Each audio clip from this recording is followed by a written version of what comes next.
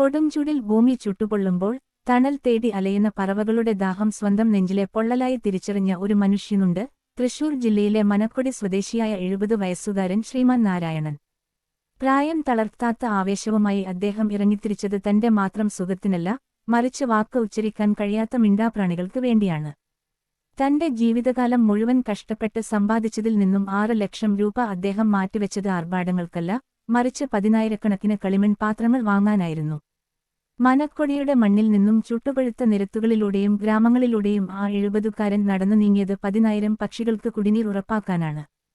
ഓരോ പാത്രത്തിലും വെള്ളം നിറയുമ്പോൾ അവിടെ തളർന്നു വീഴാനിരുന്ന ഒരു ജീവനാണ് തിരികെ കിട്ടുന്നത്. ഒരുപക്ഷെ പലർക്കും ഇതൊരു ചെറിയ കാര്യമായി തോന്നാം, എന്നാൽ ഒരു തുള്ളി വെള്ളത്തിനായി ആകാശം നോക്കി തളർന്നിരിക്കുന്ന ഒരു പക്ഷിയെ സംബന്ധിച്ചിടത്തോളം അതൊരു പുനർജന്മമാണ്. തന്റെ സമ്പാദ്യം മറ്റുള്ളവരുടെ ജീവൻ നിലനിർത്താൻ ഉപയോഗിക്കുന്നതിനേക്കാൾ വലിയൊരു സമ്പാദ്യമില്ലെന്ന് അദ്ദേഹം ലോകത്തിന് കാട്ടിക്കൊടുത്തു.